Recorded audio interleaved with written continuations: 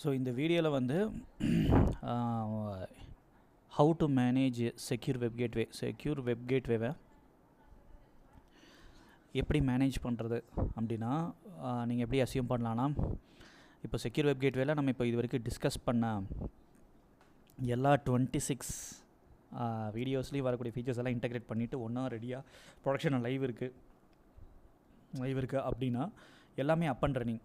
So எந்த மாதிரி இடத்துல வந்து நம்மளுக்கு சேஞ்சஸ் வரும், சேஞ்ச் மேனேஜ்மெண்ட்டுன்னு சொல்கிறோம்ல, ஒரு சேஞ்ச் மேனேஜ்மெண்ட். ஸோ இந்த மாதிரி இடத்துல ஃப்ரீக்வெண்ட்டாக மாற்றிக்கிட்டு இருப்போம். ஒரு ஐபி அட்ரஸ் பிளாக் ஆகிடுச்சு, அதை மாற்றணும். ஒரு யூஆர்ஐ வந்து பிளாக் ஆகிடுச்சு ஃபால்ஸ் பாசிட்டிவ்னால், அதை வந்து அலோவ் பண்ணணும். ஒரு ஐபி அந்த மாதிரிலாம் பண்ணணும். ஏதோ ஒன்று பிளாக்கு, அலோவ், மாடிஃபைங் சம்திங் ஃப்ரீக்வெண்ட்டாக நடந்துகிட்ருக்கோம் இல்லையா சேஞ்ச் மேனேஜ்மெண்ட்டில். ஸோ அந்த சேஞ்ச் மேனேஜ்மெண்ட்டில் மைண்டில் வச்சுக்கிட்டு எந்தெந்த ஏரியாவில் சேஞ்சஸ் வரும், ஃப்ரீக்வெண்ட்டாக வரும் அப்படிங்கிறது வந்து நான் வந்து என்னுடைய ப்ரொடக்ஷன் எக்ஸ்பீரியன்ஸை யூஸ் பண்ணி இந்த வீடியோவில் நான் டு த கோர் எல்லாமே மேக்ஸிமம் கவர் பண்ணியிருக்கேன். கேஸ் அதை மிஸ் பண்ணியிருந்தேன் நீங்கள் எனக்கு சொல்லுங்கள். ஸோ வாங்க இப்போ அந்த சப்ஜெக்டில் பார்க்கலாம். ஸோ எந்தெந்த ஃபைல்ஸில் நம்ம மேஜராக சேஞ்ச் பண்ணுவோம், ஒன்று ஒன்றா பார்ப்போம். இந்த சேஞ்ச் மேனேஜ்மெண்ட் எங்கெல்லாம் எக்ஸ்பெக்ட் பண்ணலாம் அதுதான் இந்த வீடியோவே. இப்போது ஹோஸ்ட் ஃபயர்வால் இருக்குது. ஹோஸ்ட் ஃபயர்வால்ங்கிறது நம்மளுடைய கான்ஃபிக் சர்வர் ஃபயர்வால், சரியா, சிஎஸ்எஃப். அந்த சிஎஸ்எஃப்பில் வந்து நம்மளுக்கு வந்து ஒரு 3 ஃபைல் வந்து ஃப்ரீக்வெண்ட்டாக அப்டேட் ஆகிட்டுருக்கும். CSF.confல வந்து என்ன அப்டேட் பண்ணுவோம் அப்படின்னா டிசிபி போர்ட்ஸ் மட்டும்தான். ஸோ அதை நான் இங்கே எழுதுகிறேன். TCP ports, IP version 4 and IPv6 இருக்குது அந்த ஃபைலில். அந்த 2 செக்ஷன்லேயுமே வந்து போர்ட் நம்பர் வந்து அலோவ் பண்ணி ரிமூவ் பண்ணுறதுக்கான சான்சஸ் இருக்குது. ஸோ இந்த CSF.deny ஃபைலுங்கிறது வந்து பார்த்திங்கன்னா நம்மளுடைய எல்லா ஆட்டோமேஷன் பிளாக்கிங் டெக்னிக்ஸ்லையுமே CSF -d IP அட்ரஸ்ன்னு இருக்குது. அந்த கமாண்ட் வந்து ஸ்கிரிப்ட்ஸ் எக்ஸிக்யூட் பண்ணும், ஷெல் அல்லது பைத்தான் ஸ்கிரிப்ட். அது ரன் ஆகும் போதெல்லாம் ஆட்டோமேட்டிக்காக இந்த CSF.deny ஃபைலில் மட்டும்தான் வந்து விழும். அதெல்லாம் ஆட்டோமேட்டிக்காக விழும். ஸோ அந்த ஃபைலில் வந்து நம்மளுக்கு கொஞ்சம் கவர்னன்ஸ் வேணும், மேனேஜ் பண்ண தெரியணும். ஏதாவது ஐபி அந்த ஃபைலில் இருக்கா அதை சர்ச் பண்ணுறதுக்கு அதெல்லாம் தெரியணும். அதே மாதிரி இக்னோருங்கிறது வந்து எக்ஸப்ஷன்ஸ்க்காக. இப்போ ஏதாச்சும் ஒரு ஐபி வந்து ஃபால்ஸ் பாசிட்டிவ்னால டினை ஃபைலுக்குள்ளே போயிடுச்சு அப்படின்னு தெரிஞ்சுக்கிட்டோம் அப்படின்னா நம்ம இக்னோர் ஃபைலில் வந்து அதை ஆட் பண்ணிவிட்டு CSF ரீலோட் பண்ணிட்டீங்க அப்படின்னு சொன்னால் ஆட்டோமேட்டிக்காக வந்து changes will take place from next டைம்ல. CSF டினையில் வெதர் ஐபி வெர்ஷன் 4 இருந்தாலும் சரி, வெர்ஷன் 6 இருந்தாலும் சரி, that will get white listed going forward. நீங்கள் டினை ஃபைலில் போய் எடுக்கணும்னு அவசியம் இல்லை. ஸோ அதுக்கெல்லாம் ஒரு ஆட்டோமேஷன் இருக்குது, அதை பார்த்துக்கலாம். ஸோ CSFல வந்து என்னதுன்னா CSF.conf file TCP ports IPv4 and V6 update பண்ணுறதுக்கு. CSF டினையில் வந்து ஆட்டோமேஷனில் இருக்கிறனால IPv4 IPv6 அதில் தான் விழும். ஸோ அந்த மாடிஃபை ஆகிட்டே இருக்கும். அது மேலே நம்மளுக்கு ஒரு இருக்கணும். ஸோ ஏதாச்சும் ஃபால்ஸ் பாசிட்டிவ் CSF டினை ஃபைலுக்குள்ளே போச்சுன்னா நம்ம எக்ஸப்ஷன் கொடுக்கறதுக்கு CSF.ignore யூஸ் பண்ணணும். இன்னொரு விஷயம், CSF.ignore எதுக்கு யூஸ் பண்ணுவோம் அப்படின்னா, ஒரு VM அஜூர்லேயோ இல்லை AWSலேயோ லினோடோ GCP எங்கேயாச்சும் போட்டுட்டிங்க அப்படின்னு சொன்னால் ஒரு VMக்கு மினிமம் 2 IP அட்ரஸ் இருக்கும். அந்த VMக்கு ஒரு பப்ளிக் IP இருக்கும், அதுக்கு ஒரு ப்ரைவேட் IP அட்ரஸ் IF-config அடித்தா வரும். அந்த IP அட்ரஸை வந்து பிஃபோர் ஈவன் கன்ஸ்ட்ரக்டிங் த செக்யூர் வெப் கேட்வே நீங்கள் இந்த ஹோஸ்ட் ஃபயர்வால் இன்ஸ்டால் பண்ண உடனே அந்த CSF.ignore ஃபைலில் போயிட்டு எக்ஸப்ஷன் ஆட் பண்ணிவிட்டு ரீலோட் பண்ணிவிட்டு உங்கள் ஒர்க்கை கண்டினியூ பண்ணுறது better. So that any falls positives அந்த மிஷினே வந்து ஆட்டோமேட்டிக்காக லாக் ஆகாமல் இருக்கும். அந்த பர்பஸ்க்காக இது ஹோஸ்ட் ஃபயர்வால் சைடில் இருந்து. ஸோ இப்போ அடுத்தது வந்து intrusion detection system. Intrusion detection சிஸ்டமில் நம்மளுக்கு முக்கியமான லாக் ஃபைல் வந்து வார்லாக் சூரிகாட்டா fast.log. இதை நீங்கள் ஜென்ரலாக டைல் பண்ணி பார்க்க டைலோடு போட்டிருக்கேன். ஸோ இதுதான் அந்த முக்கியமான லாக் ஃபைல். அப்புறம் கான்ஃபிகரேஷன் ஃபைலில் ஒன்று வந்து ரொம்ப ரொம்ப இம்பார்ட்டண்ட்டு, அது நம்ம ஃப்ரீக்வெண்ட்டாக அப்டேட் பண்ண வாய்ப்புகள் இருக்குது. ETC சூரிகாட்டா த்ரெஷோல்டு, ETC சூரிகாட்டா டேரக்டரிக்குள்ளே threshold.configன்னு ஒன்று இருக்குது. இப்போ வந்து பார்த்தோம்னா இந்த டெயில் கமாண்டை யூஸ் பண்ணோம்னா, இது நான் இப்போ வந்து என்ன பண்ணுறேன்னா சும்மா உங்களுக்கு வந்து ரன் பண்ணி காட்டுறேன். இங்கே இது பாருங்கள். ஸோ இந்த இடத்துல வந்து Ctrl+C பாஸ் பண்ணிடுவோம். இப்போ வந்து பார்த்திங்கன்னா இந்த இடத்துல வந்து ஒரு பர்டிகுலர் லாக் ஃபைல் எடுத்துக்கலாம். இந்த பர்டிகுலர் லாக் ஃபைல் வந்து வருது. இது வந்து ஃபால்ஸ் அலாம் கொடுக்குறதா நீங்கள் சும்மா அசியூம் மட்டும் பண்ணுங்கள். ஃபால்ஸ் அலாம் கொடுக்குறதா வைங்க. ஸோ இது வந்து என்ன ஆகுதுன்னா, பிகாஸ் ஆஃப் திஸ் லாக்ஸு ஐபிஎஸும் ஐடிஎஸ் சூரிகாட்டாம் ஃபயர்வால் சேர்ந்துக்கிட்டு மெமரி கன்சம்ஷன் ஜாஸ்தி பண்ணுது, ப்ராசஸிங்கை ஜாஸ்தி பண்ணுது, யூட்டிலைசேஷன் ஜாஸ்தி பண்ணுது ஃப்ரீக்வெண்ட்டாக வரதுனால. ஆனால் இது ஃபால்ஸ் பாசிட்டிவ்னு நம்மளுக்கு தெரியுது. ஸோ அந்த ஃபால்ஸ் பாசிட்டிவ் ஆகக்கூடாது, கண்ட்ரோல் பண்ணணும். ஐடிஎஸ்னுடைய சூரிகாட்டா இன்ட்ரூஷன் அலாமை கண்ட்ரோல் பண்ணணும் அப்படின்னு சொன்னால் இந்த 2 விஷயம் ரொம்ப முக்கியம். First number GID followed by the ID அப்படின்னு சொல்லுவாங்க, 1:5110. ஸோ இந்த ஃபஸ்ட்டு லாஸ்ட் டிஜிட் எந்த ஐடியிலையுமே வர லாகில் லாஸ்ட் டிஜிட் வந்து எங்கேயுமே தேவையில்லை. சரியா? ஃபஸ்ட்டு இந்த நம்பரும் தான். இந்த 2 நம்பரை வச்சுக்கிட்டு இந்த அலார்ம்ஸை நீங்கள் சப்ரஸ் பண்ணிடலாம். சூரிகாட்டுக்கே சொல்லிடலாம், இந்த லாக் நீ ஃபர்தராக ஜென்ரேட் பண்ணாத, வேண்டாம், அதெல்லாமே ஃபால்ஸ் அலாம், இந்த ரூல் அப்ளை பண்ணாதீங்க ஃபர்தராக அப்படின்னு அர்த்தம். ஸோ அதை வந்து எங்கே கொண்டு போய் எக்ஸ்க்ளூட் பண்ணுவீங்க அப்படின்னா,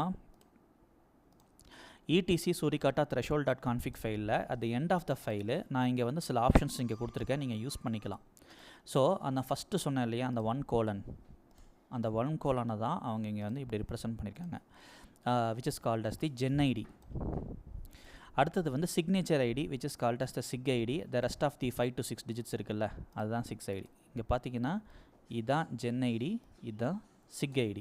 ஸோ நான் கொடுத்துருக்க டெம்ப்ளேட்டில் நீங்கள் லாகை பார்த்துட்டு இது ஃபால்ஸ் அலாம் வருதுன்னு சொல்லிட்டு நினச்சிங்கன்னா இந்த கான்ஃபிகரேஷன் ஃபைல்டுக்குள்ளே போயிட்டு நான் கொடுத்த ஃபார்மேட்டில் அப்படியே லைன் பை லைன் எதெல்லாம் உங்களுக்கு ஃபீல் பண்ணுறீங்களோ அதெல்லாம் போட்டுக்கிட்டே வந்தீங்கன்னா அந்த ரூல்ஸ் ஃபர்தராக அலாம் ஜென்ரேட் பண்ணாது, சப்ரஸ் ஆயிரும்.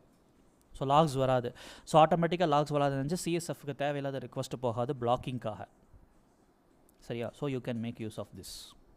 இது கிளியர்னு நினைக்கிறேன். அதுக்கப்புறம் நெக்ஸ்ட்டு போவோம். முக்கியமான லாக் ஃபைல்ஸ் வந்து இது வரைக்கும் என்னெல்லாம் டெவலப் பண்ணியிருக்கோமோ, என்னெல்லாம் இருக்கோ அதெல்லாம் ரொம்ப ஃப்ரீக்வெண்ட்டாக மானிட்டர் பண்ணக்கூடிய லாக் ஃபைல்ஸ் எல்லாம் என்னென்னா இதுதான்.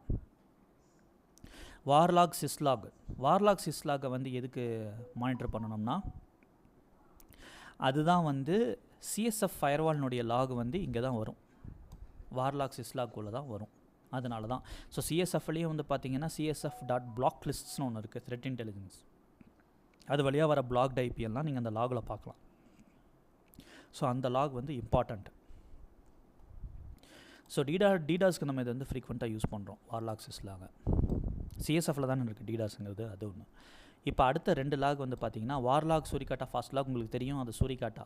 அப்புறம் கீழே இருக்கிற root TCP dump IPv4 IDS1 denied info லாகும், அதுவும் ஐடிஎஸோட லாக்ஸ் தான். சரியா? இந்த 2 லாகுமே நம்மளுக்கு வந்து இருக்குது. ஸோ இப்போது வந்து என்னென்னா, மேலே வந்து பார்த்தீங்கன்னா சூரிகாட்டா ஃபாஸ்ட் லாக் அது டிஃபால்ட் அந்த சாஃப்ட்வேர் க்ரியேட் பண்ணுது. கீழே இருக்கிற TCP dump IPv4 IDS1 denied no info log it is generated by a shell script. அது அந்த லாகை செக் பண்ணும். ஸோ அந்த லாகையும் நம்ம கொஞ்சம் மானிட்டர் பண்ணணும், அந்த ஷெல் ஸ்கிரிப்ட் எஃபிஷியண்ட்டாக இருக்கா இல்லையா, அது ஒன்று மெயின். அதுக்கப்புறம் கீழே வந்து சிஎஸ்எஃப்பில் 2 ஐட்டம், இது ஆல்ரெடி நம்ம பேசிட்டோம், ETC CSF DNAயும் CSF.ignore. சரியா? CSF.ignore வந்து எக்ஸப்ஷன்ஸுக்காக இருக்கிறது. ஃபயர்வாலில் கொண்டு போய் அந்த ஏதாச்சும் ஒரு ஐபி அட்ரஸ் அங்கே போட்டுட்டிங்கன்னா ஃபர்தராக வந்து பிளாக்கிங் ஒன்றும் நடக்காது. CSF-Dயில் அது போட்டாலுமே அது வேலை செய்யாமல் இருக்குது. அதுக்கு தான் அதில் என்ட்ரி பண்ணுவோம் CSF.ignore ஃபைலை. ரூட் /malicious ips.log, இது உங்களுக்கு ஞாபகம் இருக்குமான்னு தெரியல. இது வந்து ஏலியன் வால்ட்டினுடைய லாக் ஃபைல். ஏலியன் வால்ட்டு வந்து அதில் ஸ்கிரிப்ட் ரன் இருக்குல்ல, பைத்தான் ஸ்கிரிப்ட், அது ஜென்ரேட் பண்ணுற லாக் ஃபைல். அதுவில் வந்து ஐபி வருதா இல்லையான்னு தெரிஞ்சுக்கிறது தான். அப்புறம் பிளாக்லிஸ்ட் மாஸ்டர் வந்து ஒரு ஐபி அட்ரஸை பிளாக் பண்ணிச்சுன்னா அதுக்கான லாக் ஃபைல்.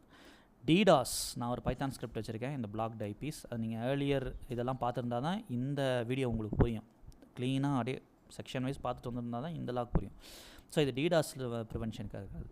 இந்த deny.log வந்து ஃபிங்கர் பிரிண்டில் நம்மளுக்கு டார் பாட், அப்புறம் என்ன டாரு பாட்டு டேம்பரிங், அந்த டிடெக்ஷனுக்கு வந்து ஏதாவது ஒரு ஐபி அட்ரஸ் மாட்டினா அது வந்து மாட்டுறது வந்து இந்த deny.logல.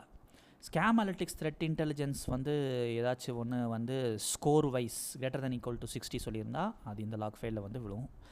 பிளாக் லிஸ்ட் மாஸ்டர் எங்கெல்லாம் ஸ்டேட்டஸ் பிளாக் லிஸ்டட்னு சொல்லுதோ அதெல்லாம் இங்கே வந்து லாக் ஆகும். ஸோ இந்த மொத்த லாகுமே பார்த்தீங்கன்னா இதெல்லாமே ரிலேட்டட் டு ஐபி சர்ச் பண்ணுறதுக்கு வசதியாக இருக்கும். ஐபி வெர்ஷன் 4 IPv6 சர்ச் பண்ணுறதுக்கு இந்த எல்லாமே நம்ம யூஸ் பண்ணிக்கலாம், இந்த log files put together. So இந்த லாக் ஃபைல்ஸ் தான் மெயினாக வந்து IPv4 IPv6க்குன்னே இருக்கிற லாக் ஃபைல்ஸ். ஓகேவா? அது ரொம்ப important. Give me a second.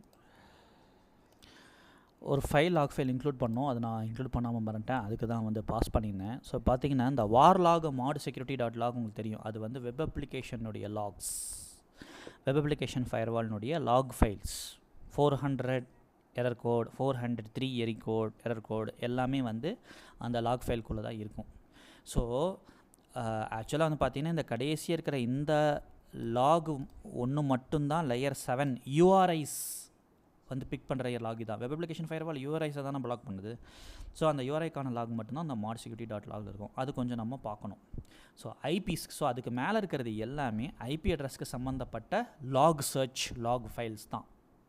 So அங்கே வந்து லாக்ஸ் இருக்க அவசியம். ஓகே, இப்போது ஒரு முக்கியமான சினாரியோ. ஸோ இவ்வளவு த்ரெட் இன்டெலிஜென்ஸ் நம்ம யூஸ் பண்ணுறோம், ஸ்கேமாலிட்டிக்ஸ் யூஸ் பண்ணுறோம், பிளாக்லிஸ்ட் மாஸ்டர் இருக்குது, ஏலியன் வால்ட் இருக்குது, சிஎஸ்எஃப்ல ஒரு த்ரெட் இன்டெலிஜென்ஸ் இருக்குது, அப்புறம் சூரிகாட்டா இருக்குது, ஃபிங்கர் பிரிண்ட் வேறு இருக்குது, இவ்வளோ சிஸ்டம்ஸ் இருக்குது.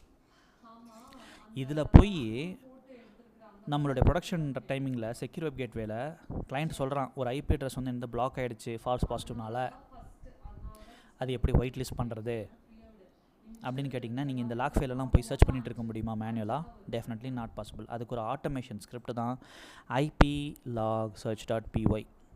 ஸோ இந்த பைத்தான் கோடில் என்ன பண்ணியிருக்கேன்னா, இங்கேருந்து ஸ்டார்ட் ஆகுது, இம்போர்ட்லேருந்து இது வரைக்கும் வருது, சரியா? இந்த பைத்தான் கோடை வந்து நீங்கள் யூஸ் பண்ணிக்கலாம். ஸோ இந்த பைத்தான் கூட நான் என்ன பண்ணியிருக்கேன் அப்படின்னா, இந்த ஃபைல் பார்ட்ஸ் கொடுத்துருக்கேன் இல்லையா, IP address search log files அப்படியே கொண்டு வந்து இங்கே வந்து போட்டு வச்சுருக்கேன். இங்கே இருக்குது பாருங்கள், இங்கேருந்து mod security டாட் லாகை விட்டுருங்க, அது லேயர் 7. ஸோ இந்த நான் மென்ஷன் பண்ண வார்லாக் சிஸ்லேருந்து ஸ்கேமாலிட்டிக்ஸ் டாட் லாக் வரைக்கும் போட்டு நான் இங்கே மாட்டி வச்சுருக்கேன். புரியுதா?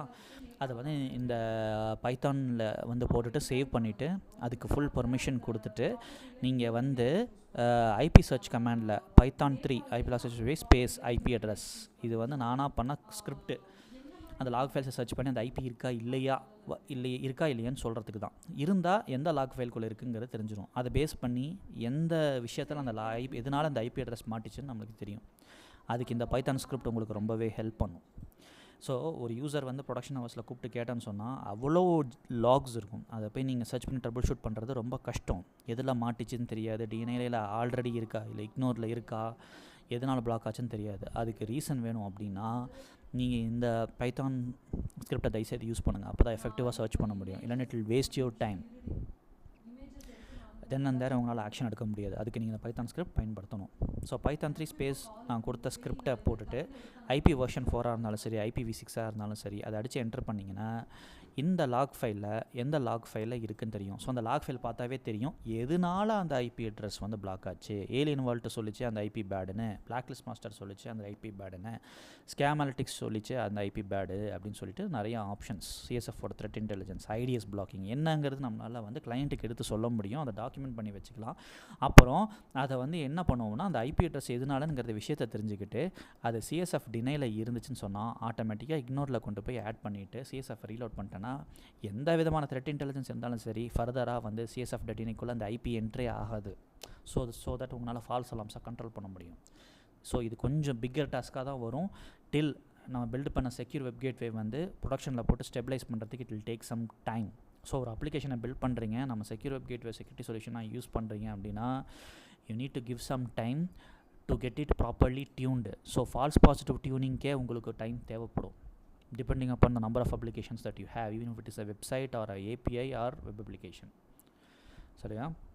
ஸோ அதை கரெக்டாக டியூன் பண்ணி வைக்கணும். இதெல்லாம் நம்மளுடைய லெஜிட்டிமேட் ஐபிங்கிறத கன்ஃபார்ம் பண்ணிவிட்டு you can just go ahead and put it in the csf.ignore file. சரியா? அதுதான். ஸோ இந்த பைத்தான் ஸ்கிரிப்டை நீங்கள் யூஸ் பண்ணிக்கிங்க. ஸோ அதை எப்படி சர்ச் பண்ணுங்கிறது கமாண்ட் லைன் டெர்மினல் அப்படியே பிரிண்ட் ஆகும், எந்தெந்த லாக் ஃபைல்ஸில் இருக்குன்னு நீங்கள் அதை வச்சு பண்ணிக்கலாம். ஓகே, இப்போது நெக்ஸ்ட் அடுத்தது வந்து அப்ளிகேஷன் கான்ஃபிகரேஷன் ஃபைல். ஸோ நம்மளோடைய சைட்டு பேர் என்ன, build.jugantest.in. அது வந்து இடிசி ஓப்பன் ரெஸ்டியில் build.confனு ஒன்று இருக்குது. அந்த build.confல தான் நம்மளுடைய அப்ளிகேஷன் போட்டு வச்சுருந்தோம். ஸோ அந்த கான்ஃபிகரேஷன் ரிவ்யூ பண்ணால் அதில் என்னெல்லாம் சேஞ்சஸ் வருங்கிறது நீங்கள் தெரிஞ்சுக்கலாம்.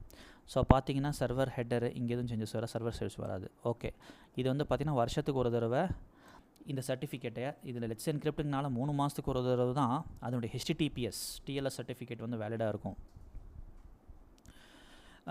3 மாதத்துக்கு அப்புறம் ரெனியூ பண்ணணும்னு சொன்னால் இந்த சர்டிஃபிகேட்ஸை நீங்கள் வந்து ஆட்டோமேட் பண்ணி அப்டேட் பண்ண வேண்டியது இருக்கும். கோடாடியாக இருந்தால் வருஷத்துக்கு ஒரு தடவை நீங்கள் பண்ணலாம். ஸோ இந்த நான் ஹைலைட் பண்ணியிருக்கேன் அந்த கமாண்ட் SSL சர்டிஃபிகேட் கீழே நீங்கள் அந்த வருஷத்துக்கு ஒரு தடவை அந்த ஃபைலை மாற்ற வேண்டியது இருக்கலாம்.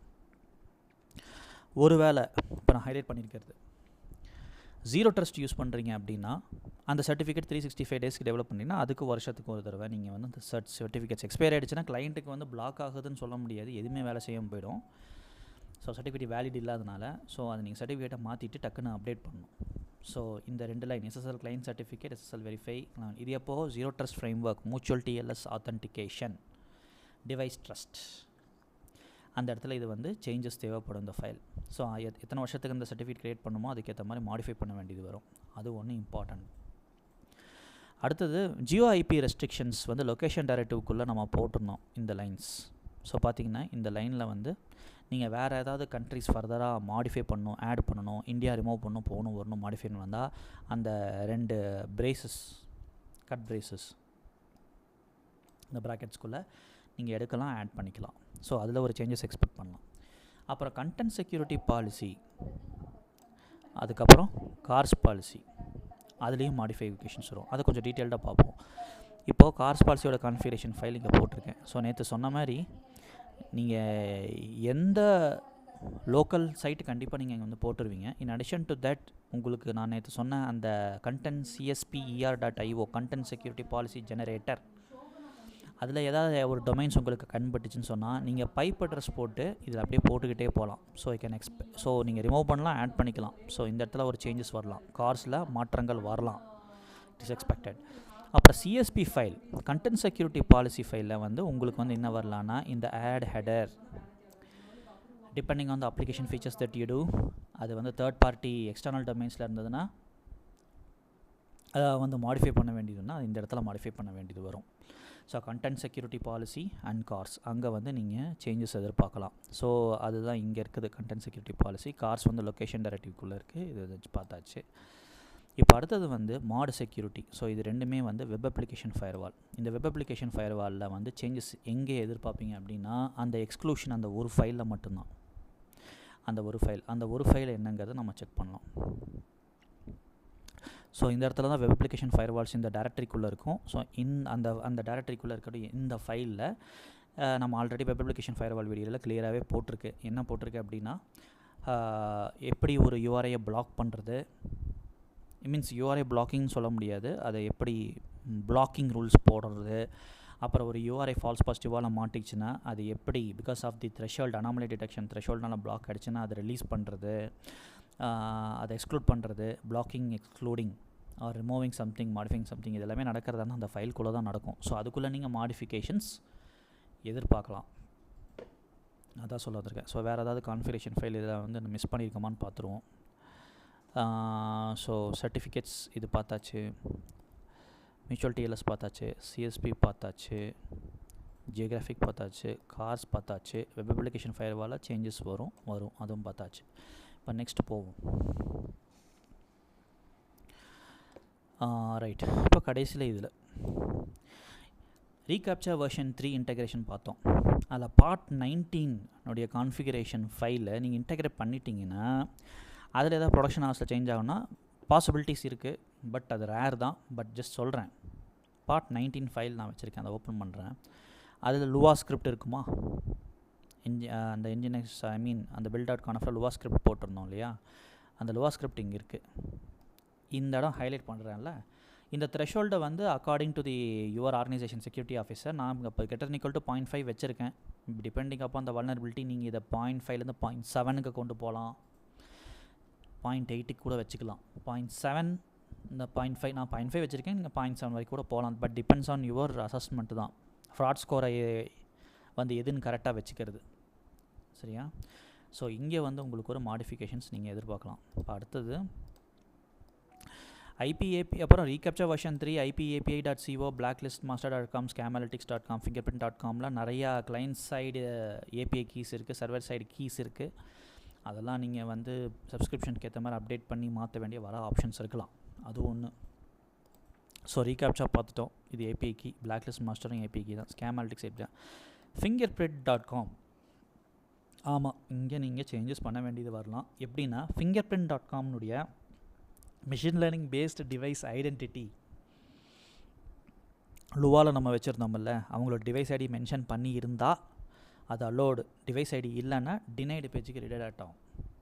ஸோ அந்த லுவா ஸ்கிரிப்டுக்குள்ளேயே நம்ம டேட்டா பேஸ் மெயின்டைன் பண்ணிகிட்டு இருந்தோம், விச் இஸ் பார்ட் 20. அதை நான் ஓப்பன் பண்ணி காட்டுறேன்.